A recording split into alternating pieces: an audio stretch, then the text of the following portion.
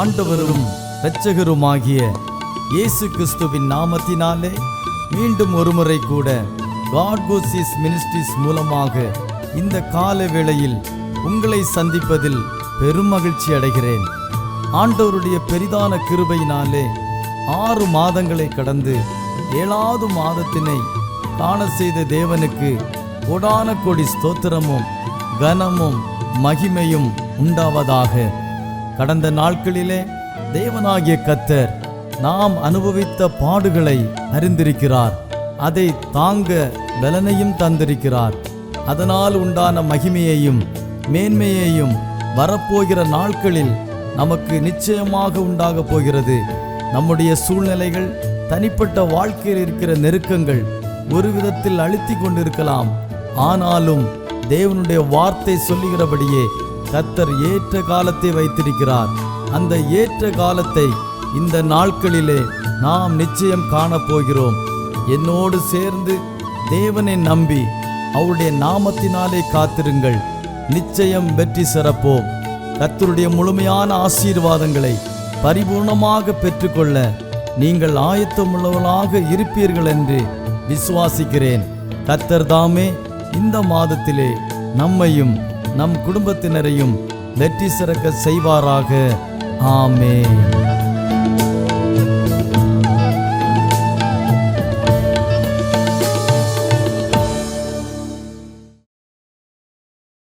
നാമത്തിൽ എല്ലാവർക്കും വന്ദനം.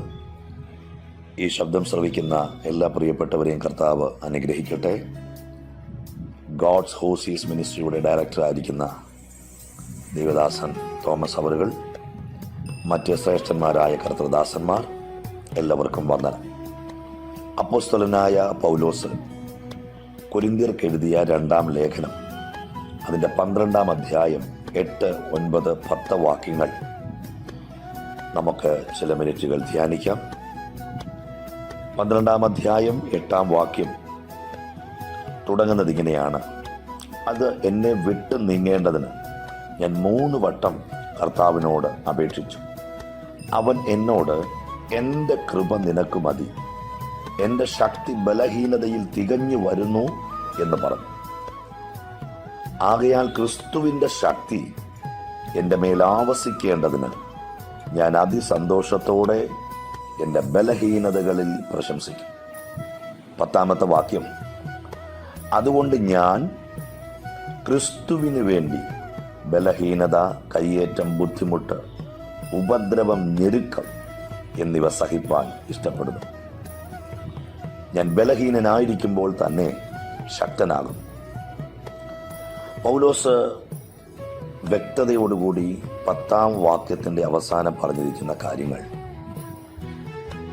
ഒരു പ്രാർത്ഥനയുടെ മറുപടി പൗലോസിന് ലഭ്യമായതുകൊണ്ട് ആ മറുപടി നിമിത്തം അദ്ദേഹം സഹിക്കുവാൻ തയ്യാറായ ചില കാര്യങ്ങളെക്കുറിച്ച് നമ്മൾ കേട്ടു. എന്നാൽ ഈ തൻ്റെ ലേഖനങ്ങൾ നമ്മൾ പരിശോധിക്കുമ്പോൾ അവിടെയെല്ലാം കഷ്ടതയിൽ, പ്രതിസന്ധികളിൽ, പോരാട്ടങ്ങളിൽ, ആപത്തുകളിൽ, ഉപദ്രവങ്ങളിൽ സഹിഷ്ണുതയോടെ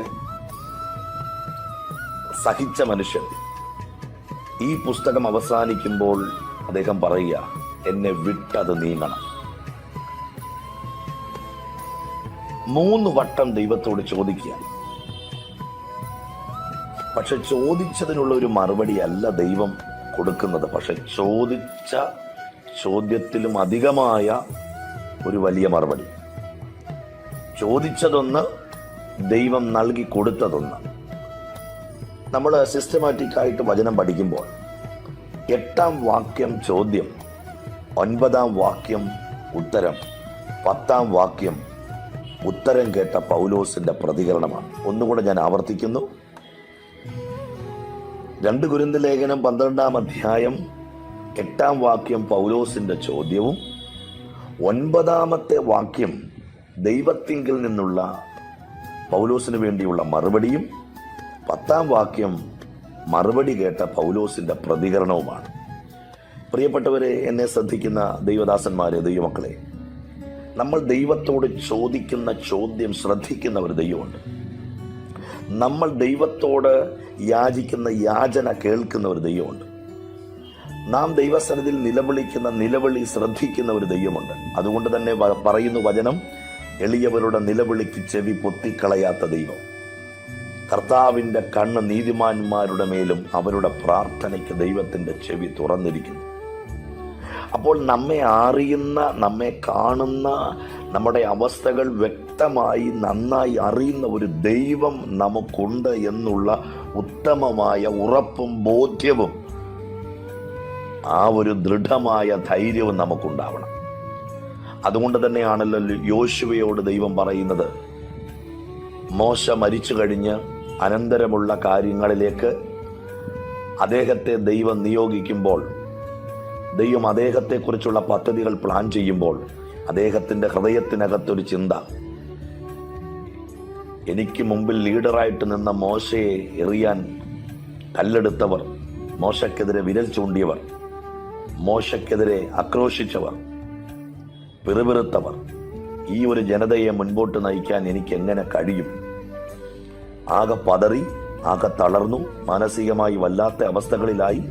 പക്ഷെ അവിടെയും ദൈവം പറയുന്നു, ഞാൻ മോശയോട് കൂടെ ഇരുന്നത് പോലെ നിന്നോട് കൂടെ ഇരിക്കും. അതിൻ്റെ അർത്ഥം യോശുവയെ ദൈവം വ്യക്തമായി അറിഞ്ഞു. അവൻ്റെ മനോഭാവം, അവൻ്റെ അവസ്ഥകൾ, അവൻ്റെ ബലഹീനത, അവൻ്റെ സാഹചര്യങ്ങൾ എല്ലാം വളരെ വ്യക്തമായി അറിഞ്ഞിട്ടാണ് ദൈവം അവനൊരു മറുപടി കൊടുക്കുന്നത്. ആ മറുപടിയാണ് നമ്മൾ മനസ്സിലാക്കേണ്ടത്. പ്രിയരെ, ദൈവം പറയുക, നീ ഉറപ്പും ധൈര്യവും ഉള്ളവനായിരിക്കാം. ഈ ശബ്ദം കേൾക്കുന്ന പ്രിയപ്പെട്ടവരോട് ഞാൻ പറയുന്നു, ഒരുപക്ഷെങ്കിൽ മാനസികമായി, ശാരീരികമായി, ആത്മീകമായി നിങ്ങൾ തളർന്നവരാകാം പല പല വിഷയങ്ങളിൽ.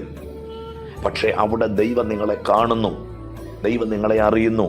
കർത്താവ് പറയുന്നു, നിങ്ങൾ ഉറപ്പും ധൈര്യവും ഉള്ളവരായി. അത് രണ്ടും നമുക്ക് നഷ്ടപ്പെടരുത്. പലപ്പോഴും നമ്മുടെ ജീവിതത്തിൽ നമുക്ക് നഷ്ടപ്പെടുന്നത് പല കാര്യങ്ങളെക്കുറിച്ചുള്ള ഉറപ്പാണ്. പലപ്പോഴും നമുക്ക് ചോർന്നു പോകുന്നത് നമ്മുടെ ധൈര്യമാണ്. അതുകൊണ്ട് ഉറപ്പും ധൈര്യവും ഉള്ളവനായിരിക്ക. നീ പോകുന്ന ഇടത്തൊക്കെയും ഞാൻ നിന്റെ കൂടെയുണ്ട്. ദൈവം കൊടുക്കുന്ന ശക്തമായ വാഗ്ദത്തം, ആ വാക്കിൻ്റെ ഘനം, അതിൻ്റെ ശക്തിയുടെ മികവ്, അതിൻ്റെ ശ്രേഷ്ഠത യോശുവ തിരിച്ചറിഞ്ഞ് അതിനനുസൃതമായി അവൻ സഞ്ചരിച്ചു. ചിലതിനെയൊക്കെ അവൻ അവകാശമാക്കി. നമുക്കറിയാം ആ ചരിത്രം. ഞാൻ പറയുന്നതിൻ്റെ സാരം, നാം ചോദിക്കുന്ന ചോദ്യത്തിന് മറുപടി തരുന്ന ഒരു ദൈവം സ്വർഗത്തിലുണ്ട്. മനുഷ്യനൊരു പക്ഷേ ശ്രദ്ധിച്ചെന്ന് വരികയില്ല, മനുഷ്യനൊരു പക്ഷേ കണ്ടെന്ന് വരികയില്ല, മനുഷ്യനൊരു പക്ഷേ അറിഞ്ഞെന്ന് വരികയില്ല. പക്ഷെ വ്യക്തമായി കാണുന്ന ഒരു സർവശക്തനായ ദൈവം സ്വർഗത്തിലുണ്ട്. മുകളിൽ ആകാശത്തെയും താഴെ ഭൂമിയെയും സമുദ്രത്തെയും അതിലുള്ളതിനെയും ഒക്കെ നിർമ്മിച്ച് ഭൂലോകത്തെയും ഭൂമണ്ഡലത്തെയും ഒക്കെ സകല കാര്യങ്ങളിലും സൃഷ്ടിച്ച് ദൈവം, ആ കർത്താവ് നമ്മെ അറിയാതിരിക്കുമോ? അത് നമ്മൾ ചിന്തിക്കേണ്ടിയിരിക്കുന്നു. അതുകൊണ്ട് പൗലോസ് ചോദിച്ച ചോദ്യം 3 വട്ടം ചോദിച്ചു. 3 വട്ടം ദൈവത്തോട് ചോദിക്കുന്നു. നമുക്കറിയാം, അപ്പോസ്തല പ്രവൃത്തി 9-ാം അധ്യായത്തിനകത്ത് ദമസ്കോസിന്റെ പടിവാതിൽക്കൽ സൂര്യനെ വെല്ലുന്ന ഒരു പ്രകാശം നട്ടുച്ച നേരത്ത് അവിടെ വരുന്നു. അവൻ തറയിൽ വീഴുന്നു, അവൻ അന്ധനാകുന്നു. കുറച്ചുപേര് പിടിച്ചുകൂട്ടിച്ച് യൂദയുടെ വീട്ടിൽ, നിർവീഥി എന്ന തെരുവിൽ ഒരു വീട്ടിൽ കൊണ്ടിരുത്തുന്നു. അവിടെ അദ്ദേഹം പ്രാർത്ഥിക്കുന്നു. അന്ന് മുതൽ പ്രാർത്ഥിച്ച് ദൈവത്തോട് കാര്യങ്ങൾ ചോദിച്ചു തുടങ്ങിയ ഒരു മനുഷ്യനാണ്. നമുക്കറിയാം, അനന്യാസിന്റെ വരവോടുകൂടി അദ്ദേഹത്തിന്റെ കണ്ണു തുറക്കുന്നു, ദൈവത്തിന്റെ നിയോഗം അറിയിക്കുന്നു. അന്ന് മുതൽ കർത്താവിന് വേണ്ടി കഷ്ടങ്ങളും വേദനകളും അനുഭവിക്കുവാൻ ഇറങ്ങിത്തിരിച്ചൊരു മനുഷ്യൻ. ആ മനുഷ്യൻ പലതും പറഞ്ഞ് നമുക്കറിയാം. കഷ്ടത സഹിക്കണം, കഷ്ടം അനുഭവിക്കാൻ വരം തന്നിരിക്കുന്നു, കഷ്ടങ്ങളെ നിങ്ങൾ വിചാരിച്ചാൽ കഷ്ടങ്ങൾ സാരമില്ല, പരീക്ഷ സഹിക്കുന്ന മനുഷ്യൻ ഭാഗ്യവാൻ. ദൈവം നിങ്ങൾക്ക് കഴിയുന്നതിന് മീതെ ഒരു പരീക്ഷ നിങ്ങൾക്ക് തരികയില്ല. അഥവാ പരീക്ഷ നിങ്ങൾക്കുണ്ടെങ്കിൽ അതോടുകൂടെ പോക്കുവഴിയും ഉണ്ടാക്കും. താൻ തന്നെ പരീക്ഷിതനായി കഷ്ടം അനുഭവിച്ചിരിക്കിയാൽ പരീക്ഷിക്കപ്പെടുന്നവരെ സഹായിപ്പാൻ അവൻ പ്രാപ്തനാണെന്നും പലയിടങ്ങളിൽ പറഞ്ഞ മനുഷ്യൻ ഇവിടെ ചോദിക്കുന്നു. 3 വട്ടം ദൈവത്തോട് ചോദിക്കുന്നു. പക്ഷെ ആ ചോദിച്ചതിനൊരു മറുപടിയല്ല ദൈവം കൊടുത്തത്. അതിലും ഉപരിയായ ഒരു മറുപടി, ദൈവത്തിൻ്റെ കൃപ. ഈ ദിവസങ്ങളിൽ ചില ചോദ്യങ്ങൾ നമ്മൾ ദൈവത്തോട് ചോദിക്കുന്നവരാവാം. പക്ഷേ ഒരുപക്ഷെ ചോദ്യത്തിനുള്ള മറുപടിയല്ല നമുക്ക് ലഭ്യമാകുന്നത്. ആ ചോദിച്ച ചോദ്യത്തിൻ്റെ തീവ്രതയനുസരിച്ച് അതിനെ ഫേസ് ചെയ്യാൻ, അതിനെ മറികടക്കാൻ കഴിയുന്ന ഒരു ആത്മശക്തി, ഒരു ദൈവകൃപ ദൈവം നമ്മുടെ മേൽ തരും. നമുക്ക് ചിലതിനെ ജയിക്കാൻ കഴിയും, നമുക്ക് ചിലതിനെ മറികടക്കാൻ കഴിയും. അതുകൊണ്ട് പ്രിയരെ, ചിലപ്പോൾ ചില വിഷയങ്ങൾക്ക് മറുപടി നാം ചോദിക്കുന്നതല്ല നമുക്ക് ലഭ്യമാകുന്നത്. ചിലപ്പോൾ ചോദിച്ചതിന് മറുപടി നമുക്ക് ലഭ്യമാകും. എന്നാൽ എല്ലാം ദൈവത്തിൻ്റെ പദ്ധതി പ്രകാരമേ കാര്യങ്ങൾ നടക്കുകയുള്ളൂ. ഒരു പക്ഷെങ്കിൽ പൗലോസ് 3 വട്ടം ചോദിച്ച ചോദ്യത്തിന് ദൈവം മറുപടി കൊടുത്തിരുന്നെങ്കിൽ അവസാനം പൗലോസ് പറയില്ലായിരുന്നു, ഞാൻ നല്ല പോർ പൊരുതി, ഓട്ടം തികച്ചു, വിശ്വാസം കാത്തു, നീതിയുടെ കിരീടം എനിക്കായി വച്ചിരിക്കുന്നു. പ്രിയപ്പെട്ടവരെ, ചിലതൊക്കെ നമ്മളിൽ നിന്ന് മാറാതിരിക്കുന്നത് നമ്മൾ നിത്യതയിൽ എത്തണമെന്ന ദൈവത്തിന് ഉത്തമമായ ബോധ്യമുണ്ട്. ചിലതൊക്കെ മാറാതിരിക്കുന്നത് നാം നിത്യതയിൽ കാണണമെന്ന് ദൈവം ആഗ്രഹിക്കുന്നു. ഞാനിങ്ങനെ ചിന്തിക്കുന്നു, പൗലോസിനോട് ദൈവം പറഞ്ഞു കാണും, പൗലോസേ, താങ്കളുടെ ദർശനത്തെക്കാൾ, വെളിപ്പാടിനേക്കാൾ, പ്രസംഗത്തെക്കാൾ, നിങ്ങളുടെ ആ വലിയ ആത്മശക്തിയേക്കാൾ നിങ്ങൾ നിത്യതയിൽ എത്തണമെന്നാണ് എൻ്റെ ആഗ്രഹം. ബാക്കിയുള്ളതെല്ലാം പുറകെ നിൽക്കട്ടെ, പക്ഷേ ആത്യന്തികമായ ലക്ഷ്യം നിങ്ങൾ നിത്യതയിൽ എത്തണമെന്നുള്ളത്. അതുകൊണ്ട് ചിലതൊക്കെ മാറാതിരിക്കുന്നെങ്കിൽ ഓർത്തുകൊള്ളുക, ദൈവത്തിനൊരു ഉദ്ദേശമുണ്ട്. എന്നാൽ അത് മാറുന്നില്ല എങ്കിൽ അതിനെ മറികടക്കാൻ ആവശ്യമായ ദൈവത്തിൻ്റെ കൃപ ദൈവം നമുക്ക് നൽകിത്തരും. പ്രിയരെ, 8-ാം വാക്യം ചോദ്യം, 9-ാം വാക്യം പറയുന്നു, എൻ്റെ കൃപ നിനക്ക് മതി, എൻ്റെ ശക്തി ബലഹീനതയിൽ തികഞ്ഞു വരുന്നു. ബലഹീന സാഹചര്യങ്ങളിൽ ദൈവത്തോട് ചോദിക്കുന്ന ചോദ്യങ്ങൾക്ക് കൃപ തന്ന് നമ്മെ അവിടെ നിലനിർത്തുവാൻ കരുത്തനായ ഒരു ദൈവം, തകർന്നു പോകാതെ, താളടിയാകാതെ, വീണു പോകാതെ നമ്മെ ജയത്തോടെ നിർത്തുന്ന ദൈവത്തിന് സ്തോത്രം പറഞ്ഞുകൊണ്ട് ഓരോ ദിവസവും മുൻപോട്ട് പോകുവാൻ ദൈവം നമ്മളെ സഹായിക്കട്ടെ. 10-ാം വാക്യം നിങ്ങൾ ശ്രദ്ധിച്ച്, ദൈവത്തിങ്കിൽ നിന്നും മറുപടി കേട്ട പൗലോസിൻ്റെ പ്രതികരണം. പലർക്കും ഇങ്ങനെയില്ല. ചോദ്യം ദൈവത്തോട് ചോദിക്കും, ആൻസർ കിട്ടും, പിന്നെ ദൈവത്തോടൊരു പ്രതികരണമില്ലാതെ പോകുന്ന ആൾക്കാരെ നമുക്കറിയാം. എന്നാൽ ഈ ദിവസങ്ങളിൽ പൗലോസിനെ പോലെ പ്രാർത്ഥനയ്ക്ക് മറുപടി കിട്ടുമ്പോൾ, ദൈവാനുഗ്രഹം പ്രാപിക്കുമ്പോൾ ദൈവത്തിൻ്റെ മുമ്പിൽ നല്ല നിലയിൽ പ്രതികരിക്കാൻ നമുക്ക് കഴിയണം.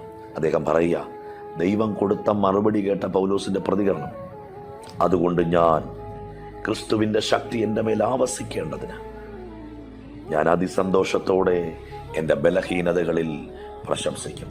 പ്രിയരെ, ദൈവശക്തി നമ്മളിൽ നിലനിൽക്കണമെങ്കിൽ നമ്മൾ ബലഹീനതയിൽ പ്രശംസിക്കുന്നവരാകണം.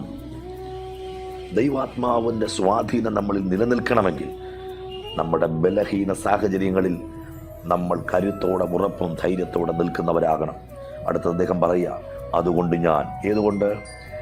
എൻ്റെ ബലഹീനതയിൽ ആത്മശക്തി ഇറങ്ങി വരുന്നത് കൊണ്ട്. ബലഹീനതയും കയ്യേറ്റവും ബുദ്ധിമുട്ടും ഉപദ്രവവും ഞെരുക്കവും ഞാൻ സഹിപ്പാൻ ഇഷ്ടപ്പെടുന്നു. കാരണം ഞാൻ ബലഹീനനാകുമ്പോഴാണ് ഏറ്റവും കൂടുതൽ ശക്തി ഉള്ള ഒരു വ്യക്തിയായി മാറുന്നത്. അതുകൊണ്ട് ഈ ദിവസങ്ങളിൽ പ്രിയപ്പെട്ടവരെ, ബലഹീനതയിൽ ശക്തി തരുന്ന ഒരു ദൈവം നമുക്കുണ്ട്. ആ ദൈവത്തിലുള്ള ഉറപ്പും ധൈര്യവുമായി നമുക്ക് മുമ്പോട്ട് സഞ്ചരിക്കാം. നമ്മുടെ ശുശ്രൂഷകൾ, നമ്മുടെ കുടുംബം എല്ലാം ദൈവത്താൽ അനുഗ്രഹിക്കപ്പെടട്ടെ. പ്രത്യേകിച്ച് എൻ്റെ ഈ ശബ്ദം ശ്രവിക്കുന്ന എല്ലാ ദൈവദാസന്മാരെയും കർത്താവ് ധാരാളമായി അനുഗ്രഹിക്കട്ടെ എന്ന് പ്രാർത്ഥിക്കുന്നു. കർത്താവ് അനുഗ്രഹിക്കട്ടെ. നമുക്ക് പ്രാർത്ഥിക്കാം. സ്വർഗസ്ഥനായ ഞങ്ങളുടെ പ്രിയ പിതാവേ, ഞങ്ങൾ കേട്ട ദൈവവചന ചിന്തകൾ ഞങ്ങളുടെ ജീവിതത്തിന് അനുഗ്രഹത്തിനും ആശ്വാസത്തിനും കാരണമാകട്ടെ. എല്ലാ ദൈവദാസന്മാരെയും അവരുടെ ശുശ്രൂഷകളെ ദൈവം അനുഗ്രഹിക്കണം. പ്രത്യേകിച്ച് ഗോഡ്സ് ഹോസീസ് മിനിസ്ട്രിയുടെ ഡയറക്ടർ ആയിരിക്കുന്ന തോമസ് സാറിനായി പ്രാർത്ഥിക്കുന്നു. മറ്റു സഹപഠന്മാരെ ഞങ്ങൾ ഓർക്കുന്നു. കർത്താവ് അനുഗ്രഹിക്കണം. ശുശ്രൂഷയുടെ അതിരുകളെ വിശാലമാക്കി ആത്മശക്തിയുടെ അളവറ്റ വലിപ്പം ഓരോ മക്കളുടെ മേലും ദൈവം വെളിപ്പെടുത്തണം. എല്ലാ മഹത്വം അങ്ങേക്ക് യേശു ക്രിസ്തുവിൻ നാമത്തിൽ തന്നെ പിതാവേ. ആമേൻ, ആമേൻ, ആമേൻ.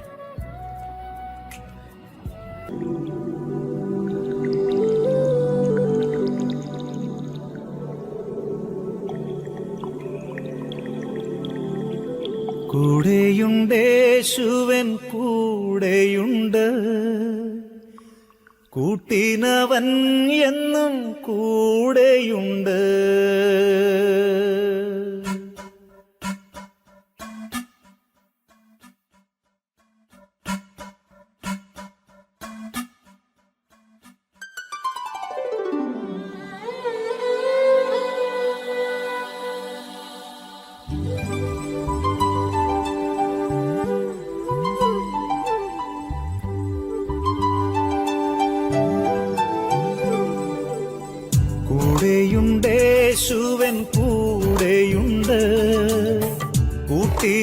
കൂട്ടിനവൻ എന്നും കൂടെയുണ്ട്.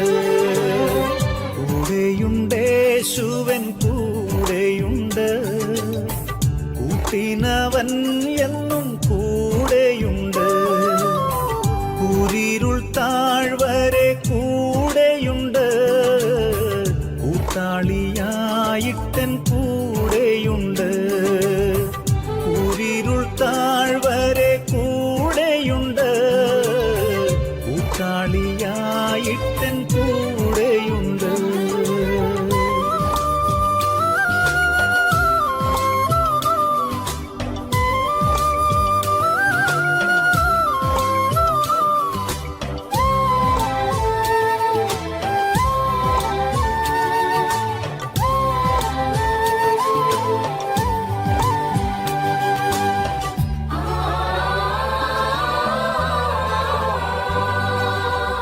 ഭയപ്പെടേണ്ട ഞാൻ കൂടെയുണ്ട്. എന്നുര ചെയ്തവൻ കൂടെയുണ്ട്. ഭയപ്പെടേണ്ട ഞാൻ കൂടെയുണ്ട്. എന്നുര ചെയ്തവൻ കൂടെയുണ്ട്. പേടിക്കയില്ല ഞാൻ മരണത്തെയും. മരണത്തെ ജയിച്ചവൻ കൂടെയുണ്ട്. പേടിക്കയില്ല ഞാൻ മരണത്തെയും. മരണത്തെ ജയിച്ചവൻ കൂടെയുണ്ട്.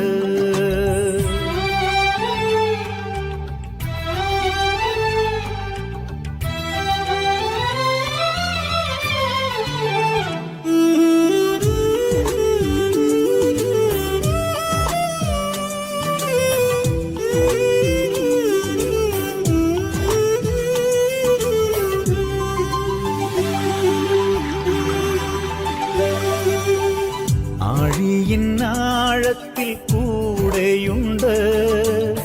ആകാശമേഘങ്ങളിൽ കൂടെയുണ്ട്. ആഴിയിന്നാഴത്തിൽ കൂടെയുണ്ട്. ആകാശമേഘങ്ങളിൽ കൂടെയുണ്ട്. ആവശ്യനേരത്തൻ കൂടെയുണ്ട്. ആശ്വാസദായകൻ കൂടെയുണ്ട്. ആവശ്യനേരത്തൻ കൂടെയുണ്ട്. ആശ്വാസദായകൻ കൂടെയുണ്ട്.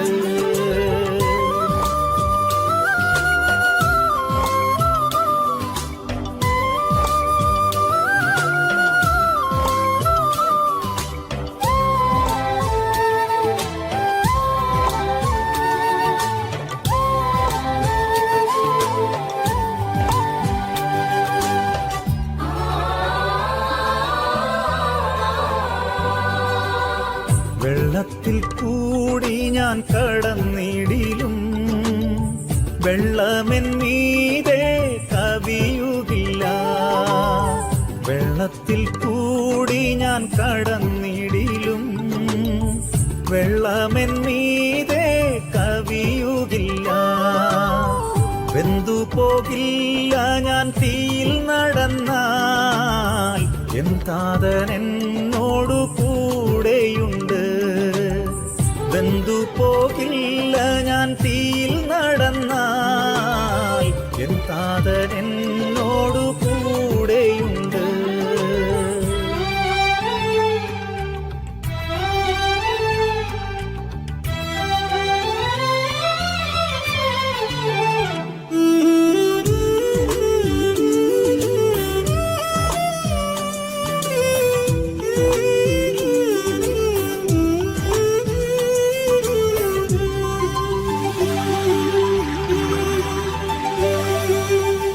വാഖായിൻ താഴ്വരെ കൂടെയുണ്ട്. യാക്കോബിൻ ദൈവമെൻ കൂടെയുണ്ട്. വാഖായിൻ താഴ്വരെ കൂടെയുണ്ട്. യാക്കോബിൻ ദൈവമെൻ കൂടെയുണ്ട്. ലോകക്കിടക്കയിലും കൂടെയുണ്ട്. ലോകാന്ത്യത്തോളമെൻ കൂടെയുണ്ട്. ലോകക്കിടക്കയിലും കൂടെയുണ്ട്.